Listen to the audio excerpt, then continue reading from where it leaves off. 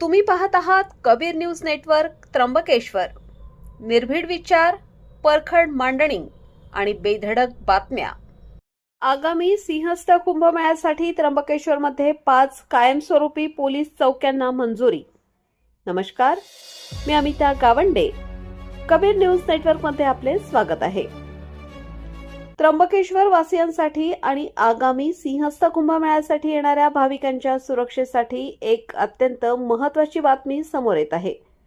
2026-2027 मध्ये होणाऱ्या सिंहस्थ कुंभमेळ्याच्या पार्श्वभूमीवर त्र्यंबकेश्वर पोलीस ठाण्याच्या हद्दीत आता 5 कायमस्वरूपी पोलीस चौक्या उभारण्यात येणार आहेत।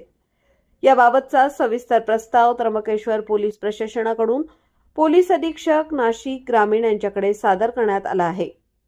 त्र्यंबकेश्वर पोलीस ठाण्याचे पोलीस निरीक्षक महेश कुलकर्णी यांनी कुंभमेळ्याच्या अनुषंगाने सुरक्षेचे नियोजन सुरू केले आहे। शहरातील वाढती गर्दी आणि भाविकांची सुरक्षा लक्षात घेता आतापर्यंत तात्पुरत्या स्वरूपात असणाऱ्या चौक्यांच्या जागी कायमस्वरूपी पक्की बांधकामे असणाऱ्या चौक्या उभारल्या जाणार आहेत। यामध्ये खालील 5 ठिकाणांचा समावेश आहे। संत निवृत्तीनाथ मंदिर परिसर, वारकरी आणि भाविकांची मोठी वर्दळ असते, तिथे 12x20 आकाराची चौकी उभारली जाईल। कुशावर्त कुंड, स्नानासाठी येणाऱ्या भाविकांच्या सुरक्षेसाठी कुशावर्त कुंडाजवळही कायमस्वरूपी चौकी असेल। त्र्यंबकेश्वर मंदिर परिसर, मुख्य मंदिर परिसरात 20x12 आकाराची भव्य पोलीस चौकी प्रस्तावित आहे। नवीन जव्हार फाटा, शहराच्या प्रवेशद्वारावर लक्ष ठेवण्यासाठी जव्हार फाटा येथेही नवी चौकी उभारण्यात येईल। अंबोली टी पॉइंट, वाहतुकीवर नियंत्रण ठेवण्यासाठी अंबोली टी पॉइंट परिसरात खासगी जागेत ही चौकी उभारली जाणार आहे। या 5ही ठिकाणांची निश्चिती करण्यात आली असून त्यांचे अक्षांश, रेखांश, GPS लोकेशन आणि जागेचे क्षेत्रफळ पोलीस प्रशासनाने निश्चित केले आहे। यातील बहुतांश जागा नगरपालिकेकडून उपलब्ध करून घेतल्या जाणार आहेत।